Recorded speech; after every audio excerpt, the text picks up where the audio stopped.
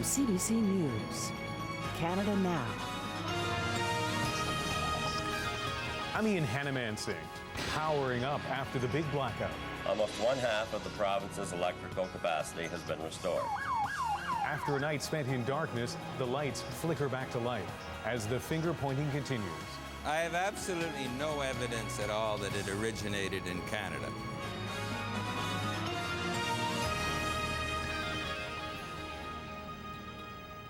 Good evening and welcome to this special edition of Canada Now as we focus on the continuing impact of the massive blackout in Ontario and the United States.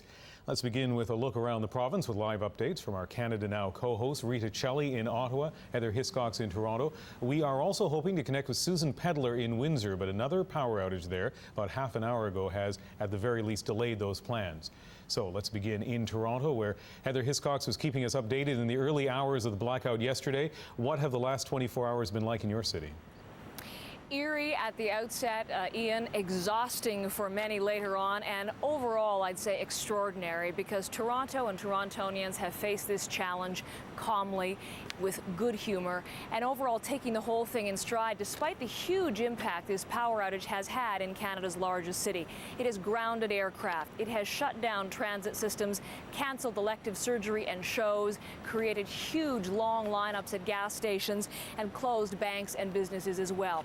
Still, despite that impact, there is no question that at this hour progress is being made, and bit by bit, block by block, piece by piece really, power is being restored here.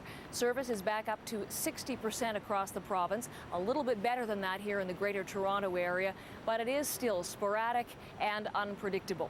And here in Canada's largest city, people are being told to expect rolling blackouts throughout the weekend. Mike Wise has the latest now on these trying times in Toronto.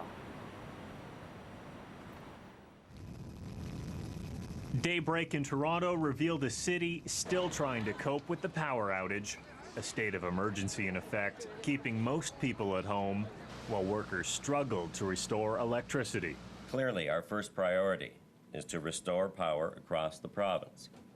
And on that score, I can report that we are indeed making progress. Almost one half of the province's electrical capacity has been restored, and we expect 2/3 to be restored by this evening. I want to let you know that some local outages may persist, and we may experience additional outages in areas that currently have power. By late afternoon, word 3/4 of the city had power, including most of the downtown. But with the power system just too unstable, Toronto's subway is offline for the weekend. We can't accept the risk of stranding trains in the tunnel knowingly, so our current plan is not to operate the subway again until Monday. It's not the only casualty. Even though the Midway had power last night, the opening of the Canadian National Exhibition is being put off until next week. Overnight, many Torontonians took the chance to get reacquainted with neighbors. Here's the electricity. Here's babies, 9 months from tonight. While police had extra officers on the street, they still noticed an ugly spike in crime compared to a regular night. Emergency operators getting over 10 times the regular number of calls, double the number of robberies, 6 times the number of break-ins. So far, we've counted 38 major arrests and some 114 occurrences that we believe are directly attributed to the power outage. Firefighters also faced triple their workload, people stuck in elevators, and several fires caused by a careless use of candles. Unfortunately, the candle either tipped over or was knocked over, and it obviously started the fire.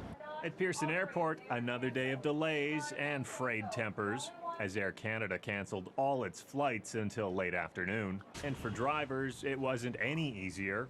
Long lineups for the lucky stations with enough electricity to pump gas. Then there's the heat. It's very important to provide some relief to so many young people who are going without air conditioning, without lights. With temperatures in the 30s and high humidity, many are flocking to the beach or waiting pools to cool down, preparing to make it through the weekend while the city returns to normal. Mike Wise, CBC News, Toronto.